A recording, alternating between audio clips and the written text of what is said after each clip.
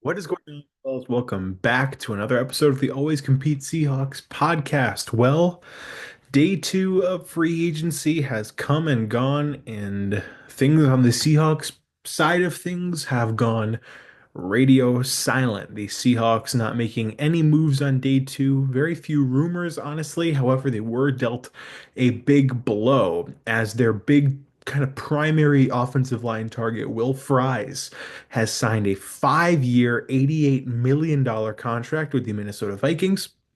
The Vikings and the Seahawks were widely rumored as the two teams really going for him. And ultimately, it was determined that, hey, Fries probably outpriced himself for Seattle. It's what I would guess is it's more so the 5 years rather than the price tag. I don't think Seattle was necessarily balking at the price. I think they were more so surprised at the 5 years aspect, given how little he's essentially proven himself at the pro level. I expected something like a three or a four for him, a four at most, with the idea that, hey, it's a three. So if he's really good, he can kind of continue to grow. And if maybe what he did at the start of the year was a fluke, you could get out of that fairly easily. I was expecting somewhere like 3 years 45, 3 years 50, and ultimately did not come to fruition. Minnesota just gave him a really, really big offer that he simply, I guess, could not turn down. A big blow that obviously left a lot of people kind of very negative after today, but on the brighter side of things, that's really the only big blow that the Seahawks saw on the guard side of the ball. Guards like Kevin Zeitler, guards like Mekhi Becton, guards like Tevin Jenkins are all still on the board. All guys who I think are good players. I would prefer, I think if I had to put my order of things factoring in age and performance, I would probably say Jenkins, Zeitler, Becton.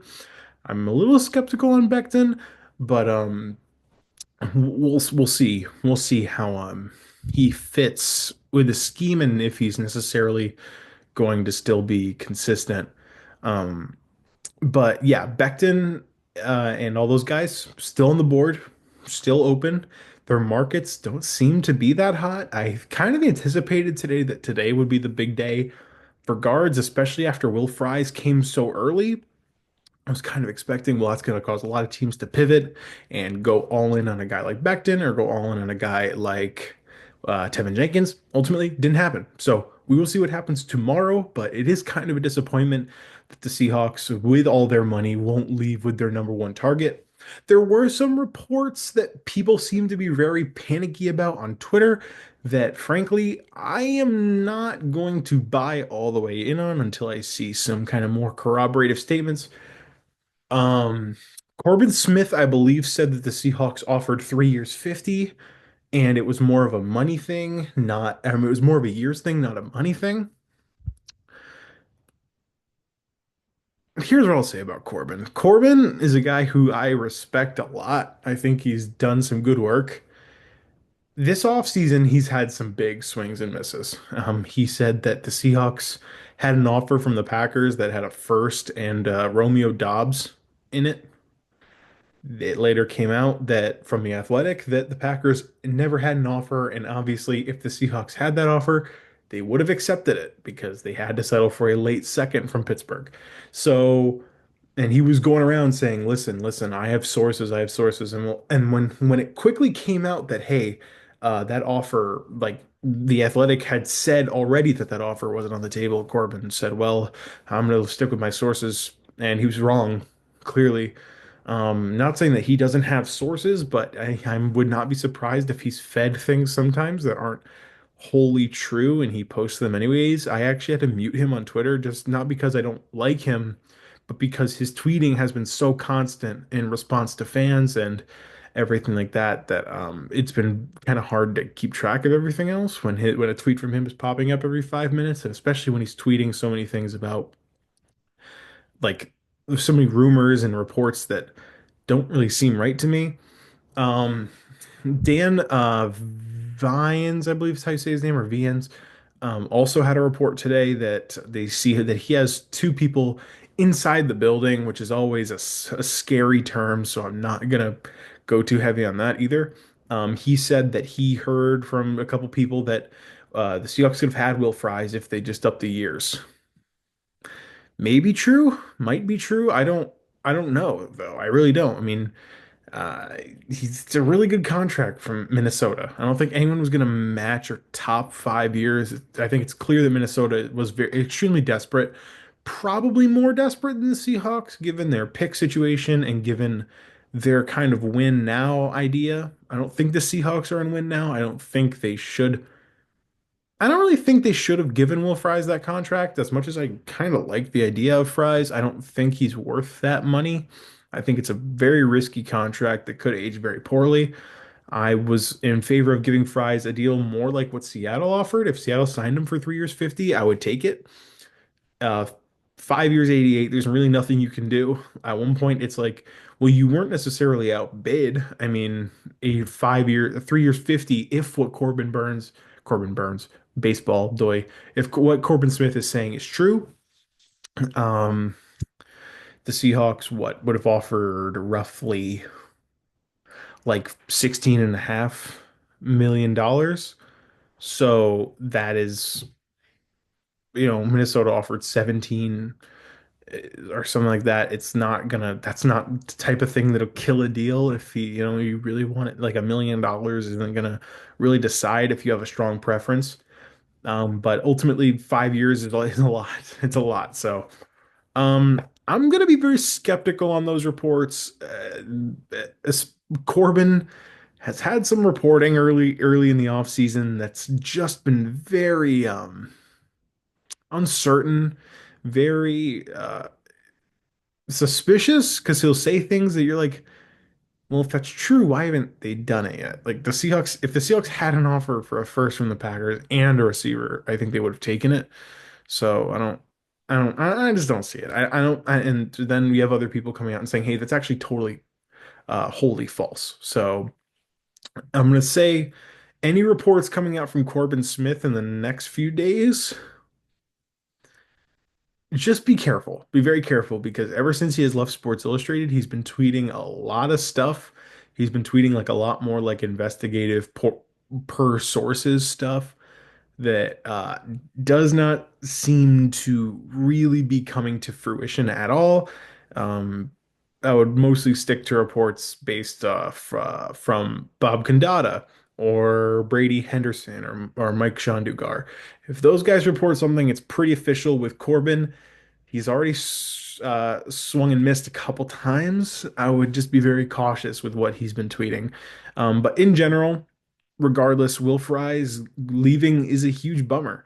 And now the Seahawks have to pivot and they have to probably get desperate. But this does also bring you to kind of the unfortunate reality of the Seahawks missing out on these guys. Um, yeah, it's scary. I've always felt like the Seahawks should not feel like they're in a panic to rush right guard. I think Christian Haynes. I'm a UConn guy. I'm a UConn student. I'm a huge Christian Haynes believer. I think a zone scheme is what really fits him well, which is what Clint Kubiak is going to run. And I would give him some time. He's coming from a lower tier program in UConn. I would give him time to like build muscle and be in an NFL weight room for a year, because sometimes those smaller school guys come out and they're just not physically ready yet, and you have to give them time.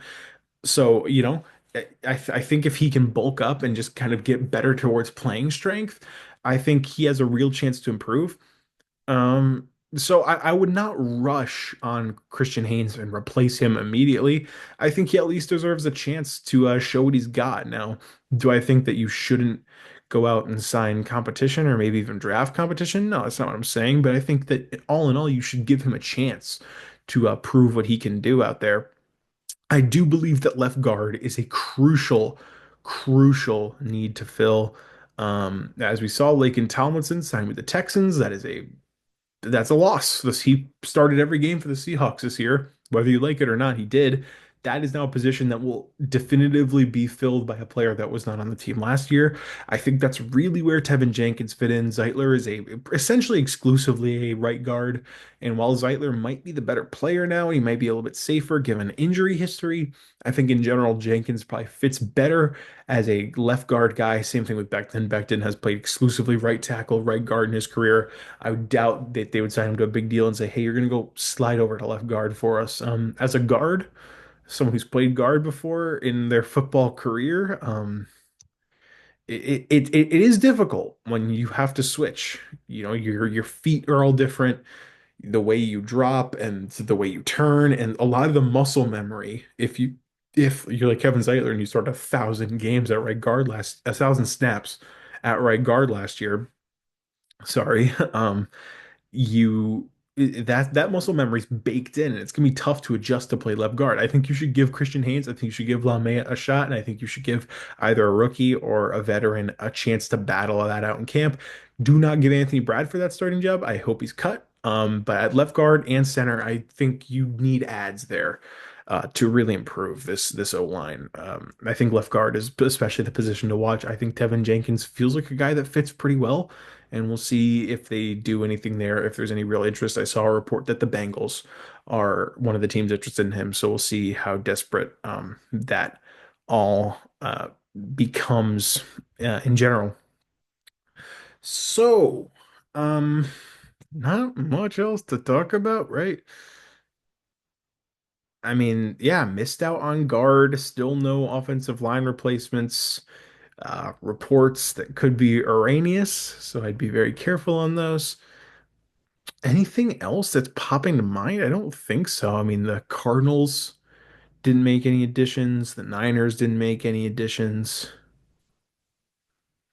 I mean, the Niners made a couple additions, but nothing really of significance. Yeah, I mean, I yesterday I said John Schneider, there a couple days ago I said John Schneider, the ball is in your court. He's got Sam Darnold. He doesn't have anything else. So this video is gonna be kind of underwhelming. There's not much to discuss. Tomorrow is the start of the official league year, so I think at 4, the DK Metcalf trade, the Raiders trade for Geno Smith will both become official. I also think that Sam Darnold will become official fairly quickly after 4 o'clock tomorrow, and I would just kind of stay tuned for that. But in general, that's really all I have. I want to thank you guys for watching. Give me your thoughts on missing out on guard in the comments below. I've seen some people calling for John Schneider's head. So let me know how you guys feel in the comments below. Tell me your thoughts on this and tell me where you think they should go next. But all in all, I want to thank you guys for watching. I hope you guys enjoy your day. I will see you tomorrow for day 3. Hopefully, we'll have some moves to talk about. Sorry we didn't have much to talk about today, but those are my thoughts. I hope you guys enjoy the day. Peace out.